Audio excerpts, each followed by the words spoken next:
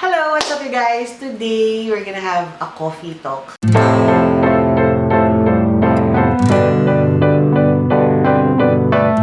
Kwento ko sa inyo yung nangyari sa akin in 2 years time magto 2 years na nawala ako dito sa YouTube community. But before that, I would like to introduce myself. Hello sa mga bago dito, I'm Phoebe Ortiz. At sa mga dati ko ng subscriber, hello, what's up you guys? Welcome back to my channel. Finally, after a long time. Yung una kong in-upload na video is a vlog para makita nyo lang a little perspective kung nasaan ako ngayon. As you can see, sa aking background, nasa ibang bahay ako because lumipat na kami ng bahay ni Daphne and medyo nagsolo kami. Later on, i-explain ko sa inyo kung bakit nasa different bahay na kami. And hopefully, makwento ko ng maayos sa inyo to kasi hindi ko alam talaga kung paano simulan yung kwento ko. Pag nagkakwentuhan kayo ng mga kaibigan nyo, usually may maraming commercial. Anyway, kaya hindi ko alam paano yung rundown ng kwentong ito. But, yun nga, we're gonna have our coffee talk. Andito na yung aking kape para nervyusin naman ako. So, actually, nagsimula yung mag-isip ako ng onte na itigil lang pag-YouTube nung nag-abroad ako. Hindi naman nag-abroad. I mean, nag-tour ako, Asia tour ako. And then doon, medyo marami ako na-realize. Kasi ang gaganda ng mga napuntahan namin. And sometimes, pag nasa ganung venue ka or ganung site ka, parang ang sarap magnilay-nilay, alam mo yun? So, doon ako naka-realize na something is very, very wrong with me. Hindi naman ganun kalala, but I feel na kailangan ko to para sa sarili ko and kailangan kong i-improve pa yung sarili ko. Maraming factor at saka maraming ganap sa buhay ko nung nawala ako dito. Unang-una is that feeling ko I have been so insecure and very competitive nung nag-YouTube ako to the point na feeling ko kailangan i-improve ko ng bonggang-bongga yung sarili ko just to be enough. Parang gano'n. And also, yung insecurities na kailangan pumantay ako sa mga level ng ibang YouTuber. Karamdam ako ng inggit at the same time, competition. Isa yun sa mga pinakaayaw kong ugali. Naging gano'n ako at some point na feeling ko parang kailangan magkaroon ako nito, kailangan magkaroon ako niyan, kailangan bumili ako nito para maging pantay kami. Parang gano'n. And at the same time, parang naging competitive ako. Ay, marami siya. Dapat itong video kong na to, marami din. So, nalulugmok ako kasi syempre at that time, hindi naman ganun kataas ang views ko. Well, hindi naman talaga ganun kataas ang views ko. But it's okay for me. Parang, nung nagsimula ako, hindi talaga yun ang purpose ko. Ang purpose ko is that to tell you or parang ikwento sa inyo yung, or i-review ko yung mga nangyayari sa akin. Ginagamit ko yung mga ganong products na ginagamit ko, beauty products, makeup, gano'n na mga gusto kong i-try, gusto kong i-relay sa inyo. So basically, nagsimula ako sa pag-YouTube hindi para magkapera. Along with na lang yun na parang, okay, in the near future, sana magkapera ko. Pero hindi yan yun talaga yung main focus ko. So, medyo nag-iba ang focus ko nung nag-YouTube ako na parang na-pressure ako to have this earning, to have this stability sa pag-YouTube, na-pressure ako to earn that much, na-pressure ako sa surroundings ko, sa community. It's not their fault, it's my fault. So, nag-iba yung thinking ko, kaya I have to really stop. Kasi kailangan ko magnilay-nilay to prevent myself from getting worse. Kasi hindi na okay yung nagiging ugali ko, basically. Hindi to nakikita ng pamilya ko, hindi nakikita ng pamilya ko, hindi nakikita ng kaibigan ko, hindi nakikita ng anak ko, but inside of me, andun yung feeling at the same time, andun yung pakiramdam na talagang insecure ako at nagiging kompetensya ako instead of focusing kung ano yung meron ako. So, yun ang win-workout ko, no? Win-workout ko siya. And ngayon, I'm still really trying kasi na-realize ko na hindi mo rin naman talaga ma-attain yung full potential mo ng isang baksakan. It will be a process. Kasi yun ang na-realize ko lately that everything na gusto mong ma-attain, it's a work in progress. Hindi siya instant. So, kahit tumigil ka ngayon sa ginagawa mo, gumive up ka sa ginagawa mo, hindi naman bukas magiging okay ka na or magkakaroon ka ng ganitong negosyo or magkakaroon ka ng pamilya or magkakaroon ka ng asawa. Hindi siya talaga. It's a work in progress. At the same time, patient is a virtue at saka consistency sa ginagawa mo. So, I'm at that point, no?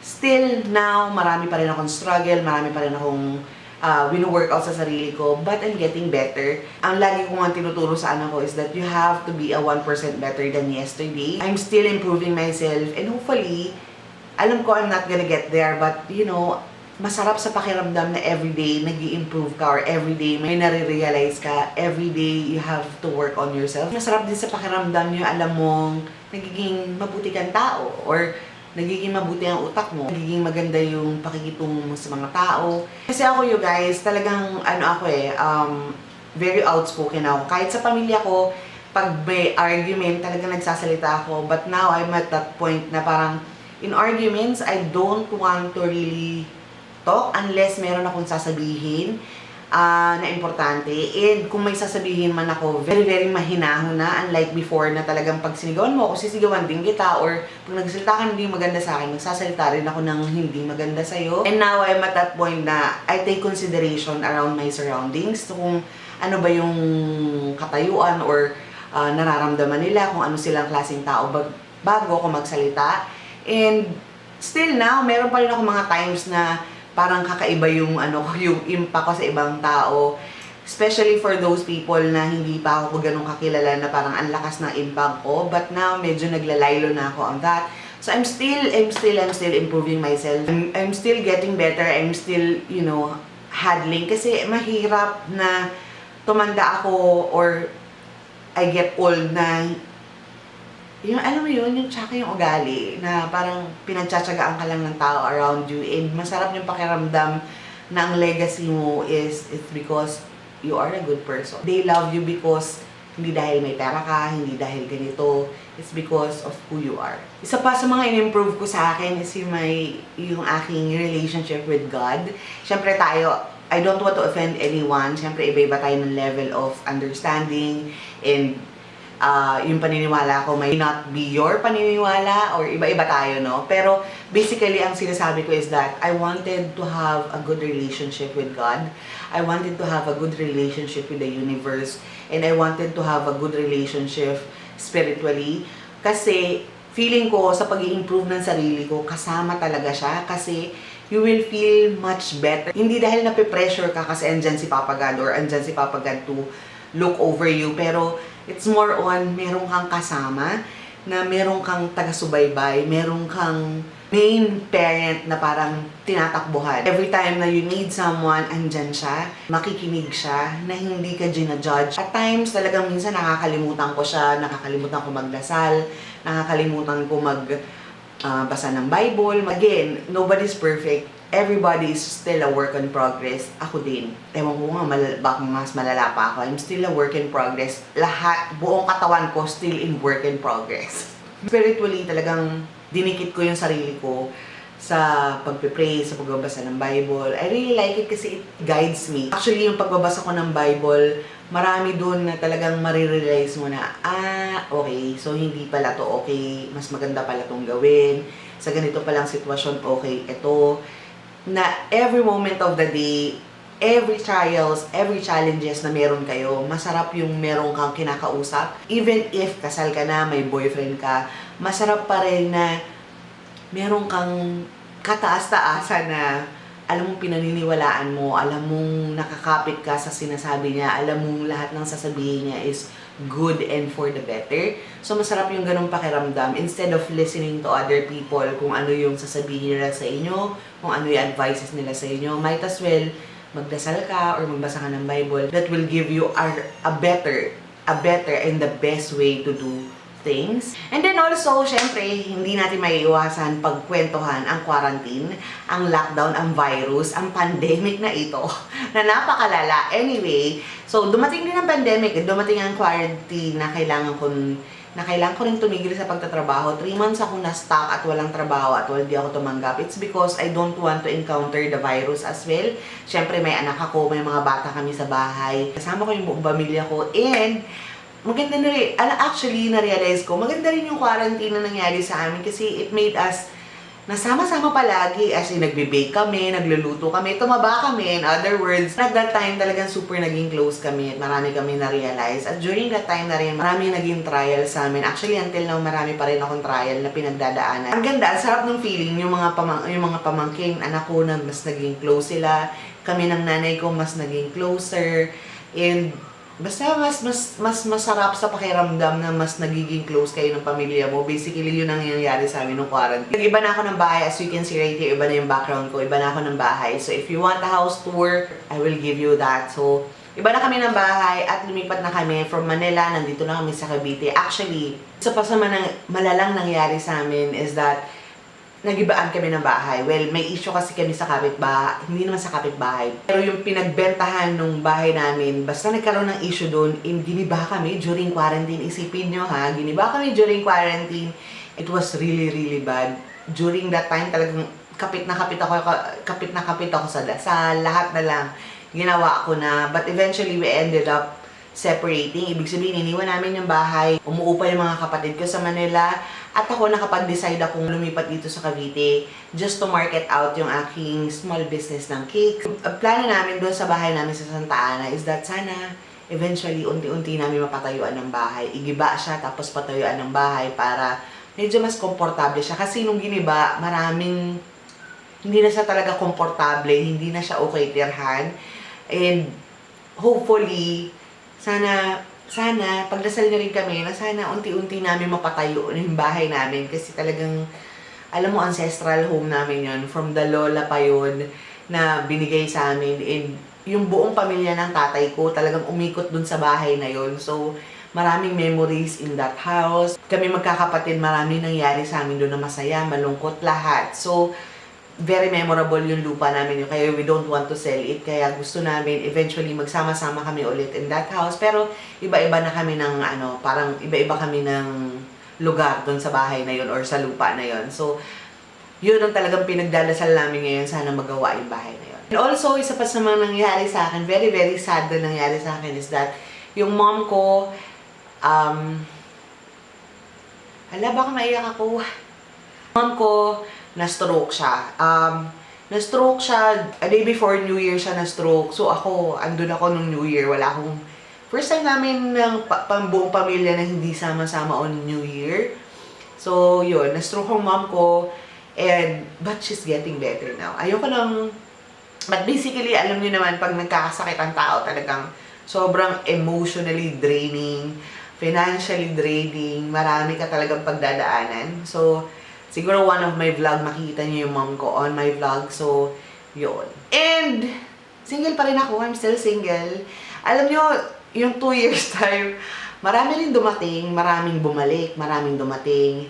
Pero, actually, lagi ko naman to sinasabi sa every coffee talk, every coffee time, every kwentuhan, parang single ako ng single, no? At ganoon meron ako nagustuhan, tapos hindi nag-workout, and then merong dumating, pero hindi kami swak na ugali, merong pinaasa ka lang, mga ganon, maraming ganon. Isa yan sa magiging reason ng vlog ko is that we're gonna have coffee talk, kwentuhan time. So, marami ako kwento sa inyo. Kapit lang kayo, bes. And, yun lang. Meron pa ba akong update? Kung may mga gusto pa kayong tanungin, comment lang kayo sa baba kung ano yung gusto nyo pang tanungin sa akin. Para we're gonna talk about it in the next coffee talk. And then, yun lang naman ang mga basic. Ang laki na ni Daphne! Oh my gosh! Nakita nyo ba si Daphne kung gaano kalaki? Sa vlog ko nung nakaraan, sobrang laki na niya.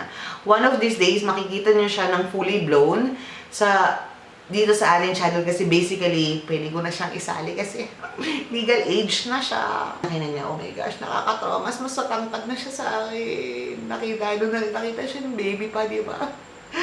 Sakit. Also, gusto ko sana maging, kwentuhan. Update nyo ako sa buhay nyo. Kamusta kayo? Ano nangyari sa inyo nung pandemic? Kamusta? Best, kamusta na?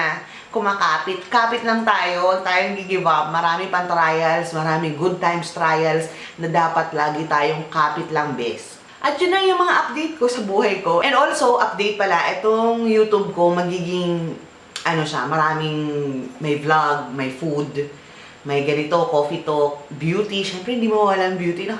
Hindi mawala ang beauty, travels, gawin natin yan.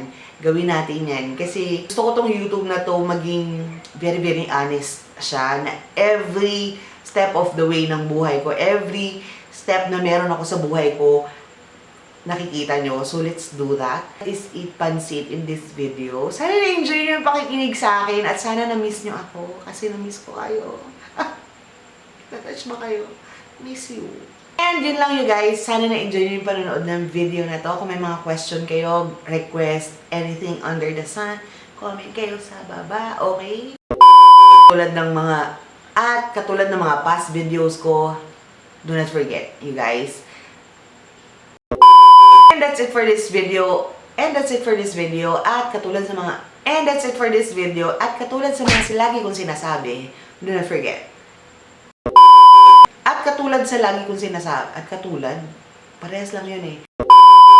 Ano ba lagi kong sinasabi sa end ng video ko? Kalimutan ko.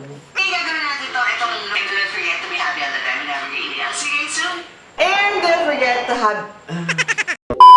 And I'll see you guys in the next video. Do not forget to be happy all the time and have a great day. I'll see you guys soon. Bye! Siyempre may ending ako. If you want to see my latest video, guys, ito yan. And if you want to follow me in my social medias, andito yan sa baba. So go ahead and check me out there. And please do subscribe and just sa pagmumukha kong yan. And I would like to say hi and shout out to my English channel. Hello, I love you, and I'll see you guys soon. Bye!